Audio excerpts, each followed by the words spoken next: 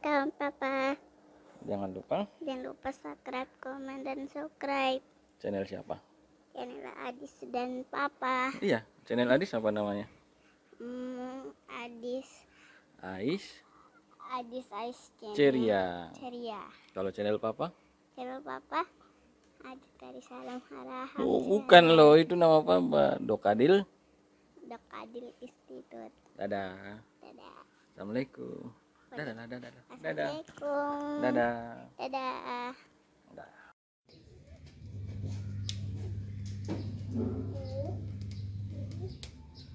Papa, halo.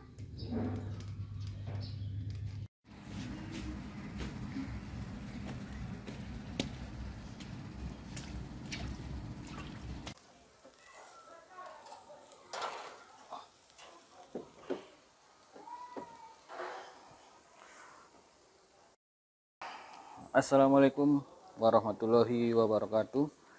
Salam sejahtera untuk kita semua. Om Swastiastu, Namo Buddhaya, salam kebajikan. Alhamdulillah, alhamdulillahi robbil alamin. Kita berjumpa lagi di channel YouTube Dokadil Institute. Channel berbagi ilmu, informasi, dan pengalaman terkait peternakan dan kesehatan hewan. Allahumma sholli ala Sayyidina Muhammad wa ala ali Sayyidina Muhammad. Sholawat beriring salam kepada baginda Rasulullah Shallallahu alaihi wasallam yang selalu kita harapkan syafaatnya sampai akhir kelak nanti. Nah, Sobat Dokadil, saat ini kita sedang bakar ikan bersama keluarga tadi, bersama anak-anak. Nah, kemarin kita biasanya kemarin kita bakar udang. Kali ini kita dapat rezeki berupa ikan tongkol. Nah, ini dia. Memang sih saya biasanya memang sengaja membuat suasana yang agak hangat, misalnya bakar-bakar ikan, bakar udang, main-main, jalan-jalan bersama anak-anak. Nah, kemarin ada Sobat Dokadil yang bertanya di video kita, di mana video kita itu kaki sapi kambing pincang, inilah solusinya. Nah, ini ada pertanyaan dari Zaki Alfariji 8834. Nah, beliau bertanya, dokter, kalau ngobatin kambing yang pincang sehabis disuntik itu ngobatinnya gimana? Nah, dia lemas, hanya kaki di bagian bawah saja, di sambungan kaki paling bawah. Nah, Sobat Dokadil, penasaran gimana pendapat saya terkait atau jawaban saya terkait pertanyaan Mas Zaki Alfariji ini? Silakan tonton terus di channel Dokadil Institute, tonton sampai akhir, dan jangan lupa like video ini. Kemudian jangan lupa bagi Sobat Dokadil yang belum subscribe, silahkan subscribe channel Dokadil Institute.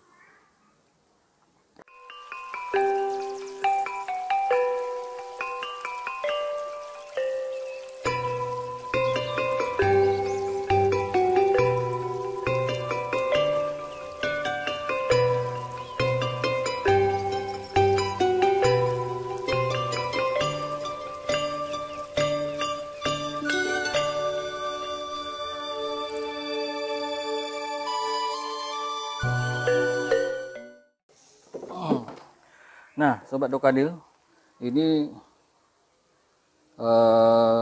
ada 3 poin penting dari pertanyaan ini. Yang pertama, ngobatin kaki yang pincang sehabis disuntik. Nah, kemudian cara ngobatinnya. Kemudian yang ketiga, dia kakinya lemas di bagian bawah saja, di sambungan kaki paling bawah. Nah, pertama-tama kita yang bahas yang ngobatin kaki yang pincang sehabis disuntik. Nah, ini Sobat Dokadil, sebenarnya menyuntik hewan itu sebenarnya tidak boleh sembarangan dilakukan oleh setiap orang. Nah, memang sih cukup banyak video-video di YouTube yang mengajarkan tentang cara menyuntik ternak, misalnya cara menyuntik kambing, kemudian cara menyuntik sapi, cara menyuntik kucing, dan lain-lain. Nah, saya juga sempat memberikan tips di channel YouTube Dokadil Institute, tips untuk menyuntik kambing. Nah, di akhir video memang saya menyebutkan bahwa jangan menyuntik kambing secara sembarangan. Nah, maksudnya di sini berikanlah ternak tersebut disuntik oleh orang-orang yang benar-benar berkompeten. Nah, misalnya dokter hewan ataupun paramedik. Nah, cara menyuntik tidak sembarangan, itu harus lagi artis. Nah, itu ada cara penyuntikan, misalnya ada 3 jenis. Ada beberapa jenis sebenarnya, cuman kalau di hewan ternak biasanya itu ada intramuskular, terus intravena, terus ada juga subkutan. Nah, itu yang biasanya pemberian pengobatan. Nah, pertama intramuskular. Intramuskular itu adalah penyuntikan atau pemberian obat melalui suntikan yang disuntikan ke dalam daging. Nah, kemudian intravena. Nah, intravena ini penyuntikan obat, berupa penyuntikan obat yang disuntik ke dalam pembuluh darah vena. Nah, ataupun pembuluh darah yang besar ya. Kemudian subkutan. Subkutan itu pemberian obat melalui suntikan yang berada di bawah kulit.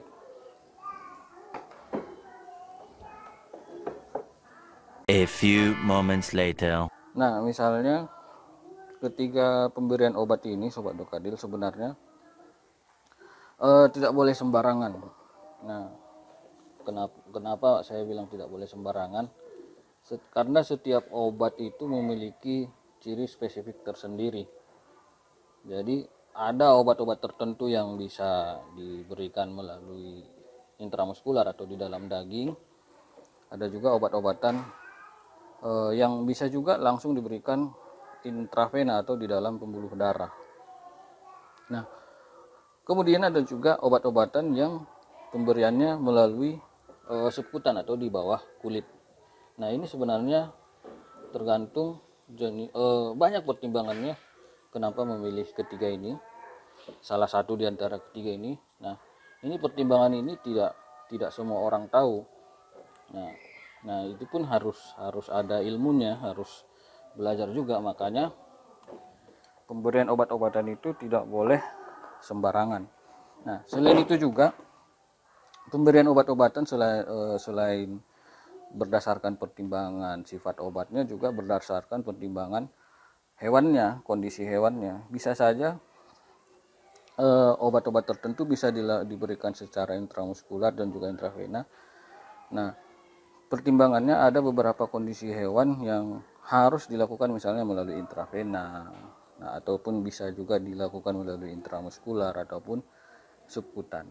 Nah, ini tergantung pertimbangan kondisi hewannya. Nah, tentunya pertimbangan-pertimbangan ini dilakukan ataupun diperoleh dari hasil analisa ataupun hasil pemeriksaan fisik yang dilakukan oleh orang yang berkompeten, yang dalam hal ini adalah dokter hewan. Oleh sebab itu saya sering mengatakan di beberapa video, jangan sembarangan memberikan obat kepada hewan ternak, karena apapun ceritanya, hewan ternak itu adalah makhluk hidup yang sudah sepantasnya, sudah seyogyanya kita berikan hak-hak hidupnya. Nah, dalam kasus ini Mas Jaki Alfariji ini, dia menyuntik kambing. Nah, ini mungkin saya bertanya juga kepada Mas Jaki Alfariji, ini penyuntikannya apakah dia sebentar dok, Sobat Dokadil, panas ini. Nah, ini penyuntikannya tadi itu apakah dia intramuskular ataupun yang lain. Nah, ini perlu dipertanyakan juga. Kalaupun intramuskular, penyuntikan kaki kambing ini, itu harus kita perjelas dulu penyuntikannya melalui metode apa. Apakah di dalam daging, subkutan, ataupun intravena. Kalau intravena susah kali ya kalau di kaki. karena pembuluh darah di kaki itu cukup kecil. Nah, jadi pertanyaannya, apakah pemberian yang pertama kepada Mas Jaki, saya tanya balik, ini apakah bagaimana cara pemberian obatnya itu, apakah intramuskular ataupun subkutan.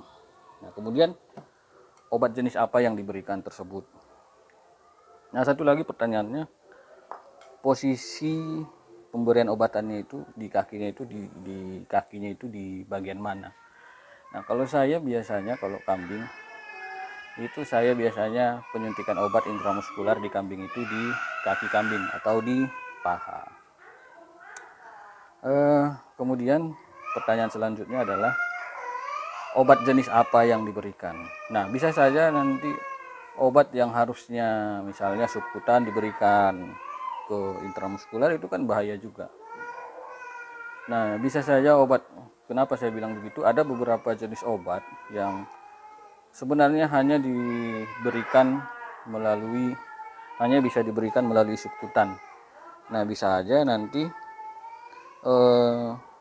bisa saja ini bukan bisa saja, tapi obat-obat yang pemberiannya subkutan ini tidak bisa melalui intramuskular atau di dalam daging.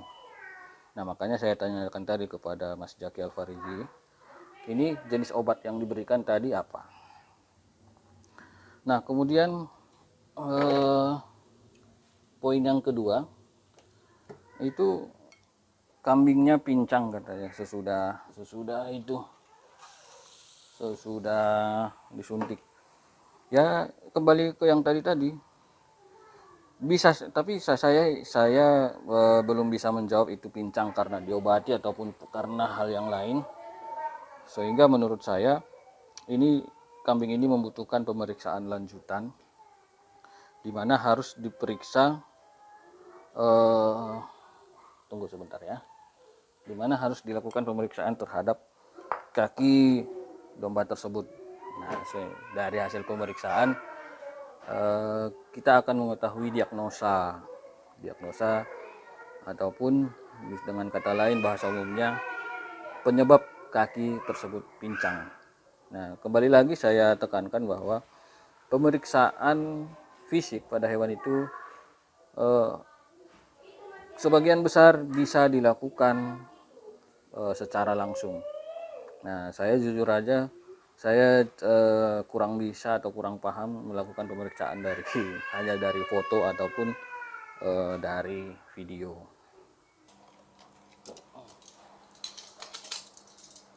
Nah, poin yang ketiga Sobat Dokadil, bagaimana cara mengobati kaki pincang di kasus Mas Jaki ini. Nah, kalau menurut saya yang pertama yang dilakukan adalah berikan pakan yang cukup dan seimbang, kalau bisa berlebih, karena dia semacam butuh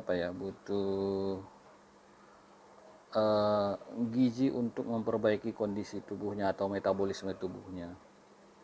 Nah, kemudian untuk kakinya ini berikan terapi-terapi masat seperti pijatan-pijatan atau bilas dengan air hangat, dikompres dengan air hangat sehingga peredaran darahnya semakin lancar, sehingga persembuhannya juga semakin cepat. Nah, kemudian kalau langkah terakhir ataupun cara yang selanjutnya adalah bawalah ke dokter hewan, periksakan ke dokter hewan sehingga kambingnya ataupun ternaknya Mas Jaki ini mendapatkan layanan kesehatan yang tepat dari orang yang berkompeten, dan dia mendapatkan obat, dia diperiksa secara tepat, kemudian menghasilkan diagnosa yang tepat dan mendapatkan obat yang tepat. Nah, gimana Sobat Dokadil? Itu dia. Jika Sobat Dokadil merasa ataupun menyukai video ini, silahkan tekan tombol like-nya. Nah, jika Sobat Dokadil ada pertanyaan yang mau kita bahas bersama ataupun mau kita diskusikan, silahkan ketik di kolom komentar. Dan jika Sobat Dokadil merasa video ini bermanfaat, Nah, mohon kiranya video ini di-share ke teman-teman yang lain sehingga manfaatnya semakin luas lagi. Nah, yang terakhir bagi sobat Dokadil yang yang belum subscribe channel Dokadil Institute, silahkan subscribe channel Dokadil Institute. Channel Dokadil Institute ini kita persembahkan untuk para pemerhati peternak, pemerhati peternakan, dan semuanya, kita semua masyarakat Indonesia. Channel Dokadil Institute ini adalah channel berbagi ilmu, informasi, dan pengalaman terkait peternakan dan kesehatan hewan. Demikian, terima kasih sudah menonton sampai akhir video. Wabillahi taufiq wal hidayah. Wassalamualaikum warahmatullahi wabarakatuh. Salam sejahtera untuk kita semua. Om Swastiastu, Namo Buddhaya, salam kebajikan, salam sehat.